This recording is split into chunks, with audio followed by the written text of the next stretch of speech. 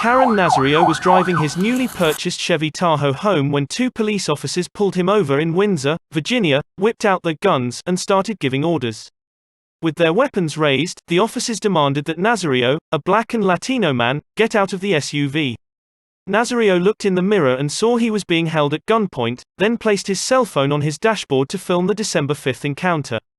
He repeatedly asked to know what was going on. At one point, he even admitted to being afraid to leave the vehicle. Nazario, a second lieutenant in the U.S. Army Medical Corps, was coming home from work and in full uniform at the time. By the end of the incident, the cops would threaten Nazario, pepper spray him in the face, and knee strike him in the legs, according to body camera footage, Nazario's cell phone video, and legal filings. Later, when Nazario was in tears and on the ground of a gas station parking lot, his officers put him in handcuffs.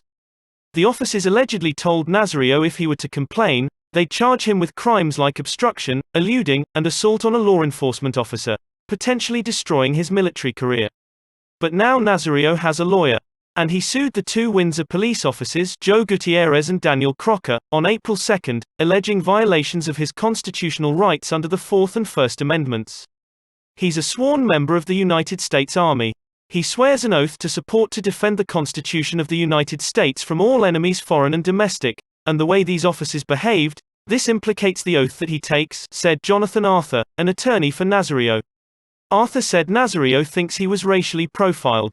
His hope with the lawsuit is to hold the officers accountable and send a message to other law enforcement officers that this type of behavior will not be tolerated, Arthur said.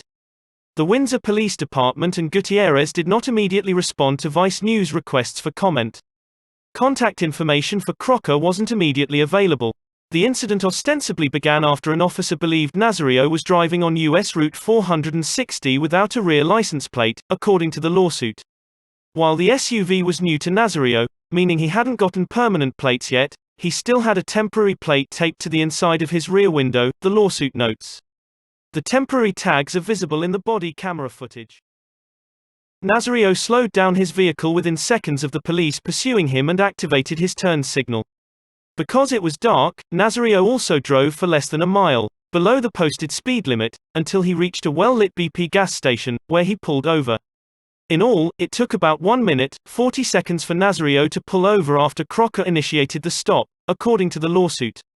Still, the cops claimed in a report Nazario was eluding police, had a dark window tint, and lacked plates, so officers treated the incident as a felony traffic stop, or a traffic stop they believed to be risky. One of the officers admitted later that they knew why Nazario had pulled into the BP. It happened all the time, and was a maneuver often used by people of color, according to the lawsuit. Once he was in the BP parking lot, Nazario was ordered to put his hands out of his car window and turn the vehicle off, according to body camera footage. The officers were not willing or able to articulate why they had initiated the traffic stop, according to the lawsuit. Gutierrez told Nazario, who did not immediately get out of the car despite repeated orders to do so, that he was fixin' to ride the lightning, according to body camera footage. Gutierrez attempted to remove Nazario from the car with an arm bar, but failed, according to the lawsuit. The officer pepper sprayed Nazario in the face and continued to order him out of the SUV, body camera footage shows. After Nazario got out of the vehicle, he was allegedly hit with knee strikes to the legs. Officers continued to strike him after he was on the ground and in tears, according to the lawsuit. Once Nazario was in handcuffs, the officers pulled him up and began to interrogate him. Medics also responded to provide assistance to Nazario, who said his eyes were burning.